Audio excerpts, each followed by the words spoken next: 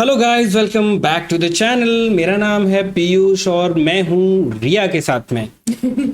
तो आज का वीडियो हम लेके आए हैं, ये भी बहुत ही नॉलेजेबल वीडियो होने वाला है। महाभारत के युद्ध के बारे में तो हम ऑलमोस्ट लोग सब जानते ही हैं, लेकिन उसके बाद क्या हुआ, क्या ये किसी को पता है? तो ये वीडियो है based on that topic only. तो चलिए वीडियो को स्टार्ट करते हैं और जानते हैं कि इसमें क्या हुआ। क्या ये वीडियो हमें कुछ नई इन्फॉर्मेशन देगा, क्या हम कुछ अच्छा सीख पाएंगे आज? इस वीडियो में बने रहिए लास्ट तक। नए हैं अगर चैनल पे तो प्लीज़ चैनल को सब्सक्राइब करके ज़रूर जाइए। वीडियो अच्छा लगता है तो लाइक कीजिए और अपने फ्रेंड्स और फैमिली के साथ में शेयर जरूर कीजिए। स्टार्ट करते हैं वीडियो को।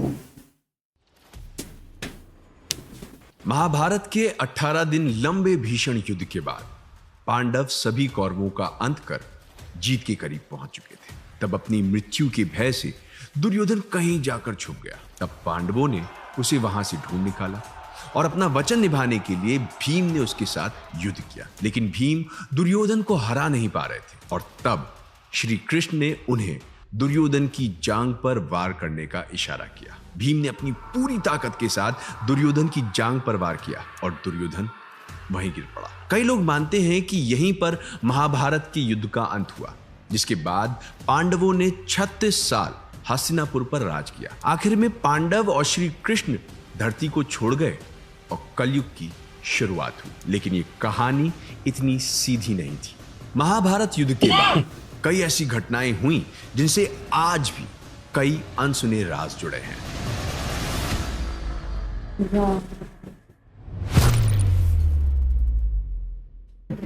तुम मृत्यु को तरसोगे दुर्योधन। इस एक श्राप के कारण अपनी जांघ पर हुए उस खतरनाक वार के बाद भी दुर्योधन की मृत्यु नहीं हुई थी। वो वहीं उस रणभूमि पर पड़ा दर्द से तड़प रहा था। कुछ देर बाद पांडव लौट गए। तब उसे ढूंढते हुए अश्वत्थामा वहां पहुंचा। अपने मित्र दुर्योधन को इस हालत में देखकर अश्वत्थामा क्रोध से भर गया और गुस्से से भरकर उसने प्रतिज्ञा ली, मैं पांडवों का अंत कर दूंगा।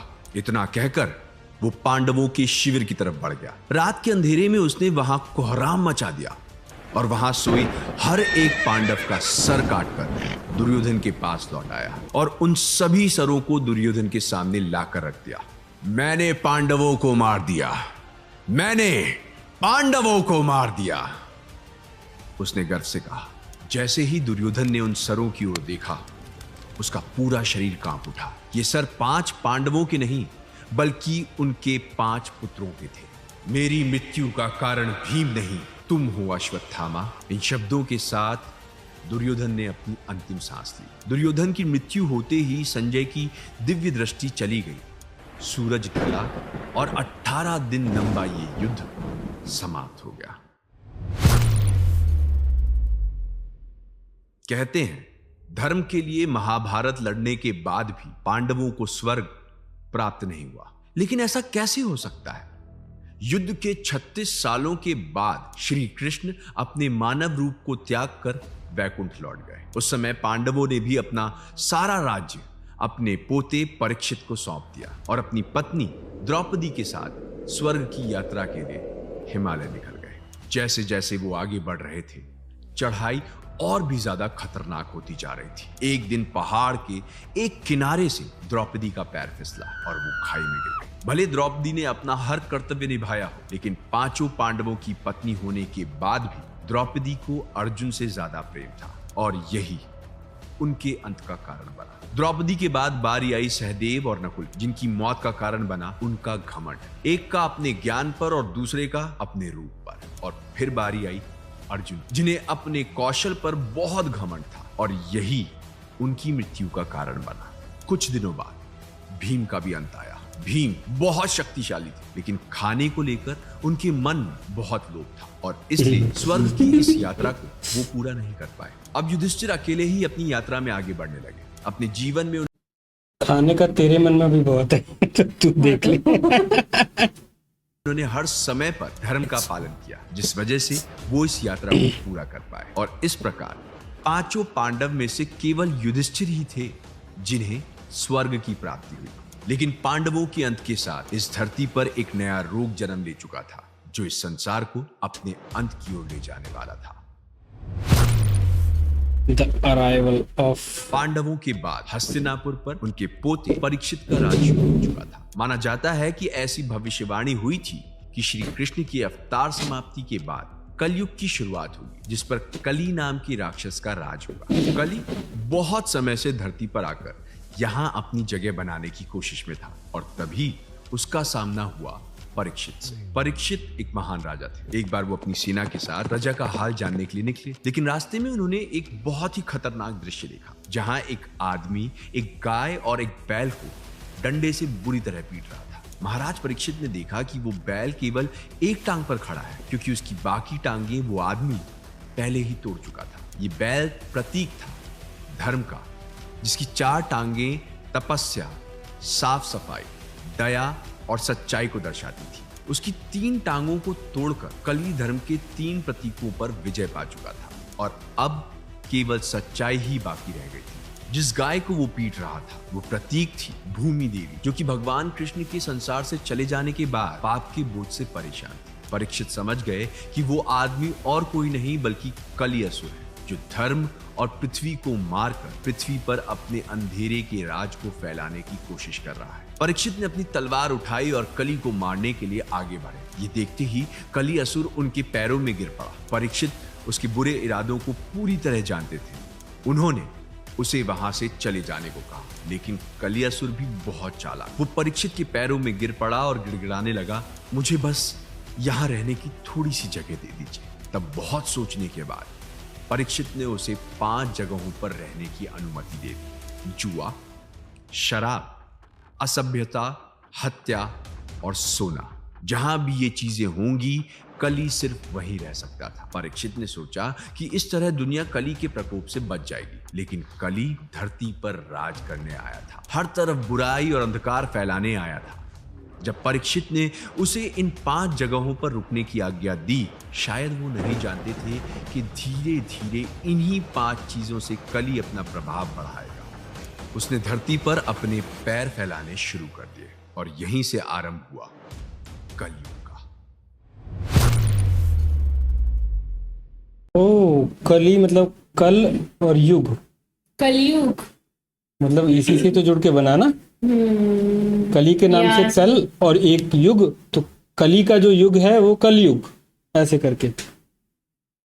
परीक्षित ने कली को पूरे संसार में कहर मचाने से तो रोक दिया, लेकिन अपनी मृत्यु को नहीं रोक पाए। अपने ज्ञान और शक्ति के बावजूद भी राजा परीक्षित के जीवन के अंत का कारण बना उनका क्रोध। एक दिन जंगल में भटकते हुए राजा परीक्षित महर्षि समीक के आश्रम पहुंचे। ऋषि मुनि गहरे ध्यान में लीन थे और इसलिए उन्हें परीक्षित के वहां होने की कोई खबर नहीं थी। ऋषि समीक की इस नजरअंदाजी से क्रोधित होकर परीक्षित ने उनके गले में एक मरा हुआ सांप डाल दिया और वहां से चले गए। परीक्षित इस बात से बिल्कुल अनजान थे कि उनका ये क्रोध उन्हें बहुत भारी पड़ने वाला है।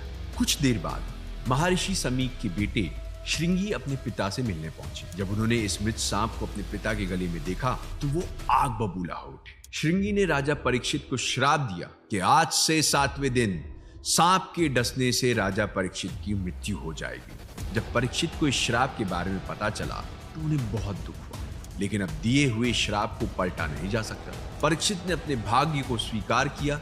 उन्होंने अपने बेटे जन्मजय को हस्तिनापुर का राजा बना दिया और अपनी मौत का इंतजार करने लगे। 7वें दिन नागराज तक्षक एक ब्राह्मण के रूप में राजा परीक्षित के महल में पहुंचे और राजा परीक्षित को डस दिया। इस प्रकार अपने क्रोध में फंसकर एक श्राप के कारण राजा परीक्षित की मृत्यु हो गई। लेकिन अभी इस कहानी में एक और नया मोड़ आना बाकी था।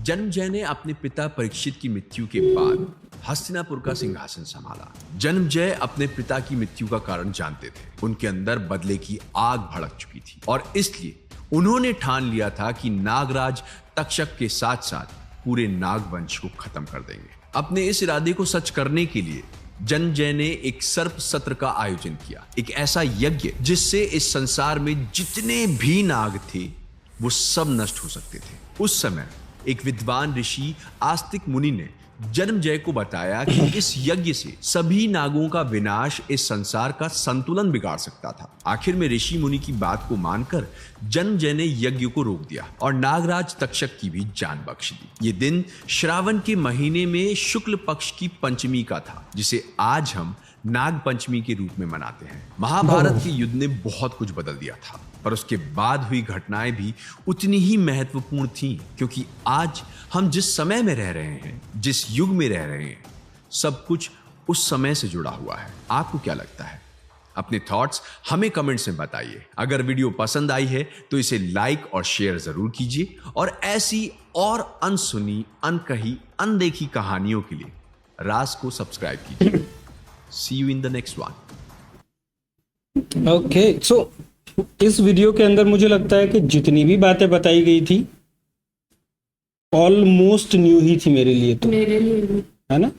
जन्मजय और जो जन्मजय के जो पिता थे और अर्जुन के जो नाती, उनका नाम मैं भूल रहा हूँ अभी, क्या नाम? परिचित। परीक्षित, राजा परीक्षित। तो ये सारे, परीक्षित का नाम हालांकि सुना है पहले, लेकिन ये स्टोरी नहीं पता, ये सब है ना। पता। नाग पंचमी वाला जो कॉन्सेप्ट हाँ, मना लेते हैं बस। हाँ मना लेते हैं, पर पता तो नहीं है ना।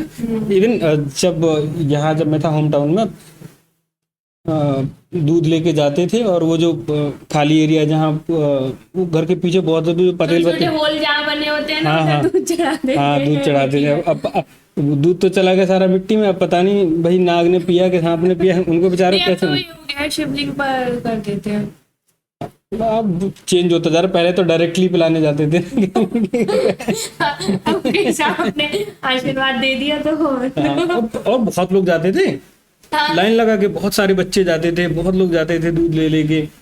तो मुझे पता बताया नहीं। था कि ऐसे दूध चढ़ाओ तो पास हो जाते हैं।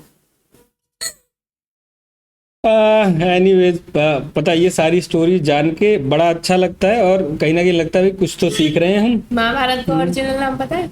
क्या? जय संहिता। जय संहिता। अच्छा, दिमाग तो है मेरे में। है तो है, लेकिन उसको स्विच ऑफ करके क्यों रखा? स्विच ऑफ सही टाइम पे ऑन करती हूँ मैं।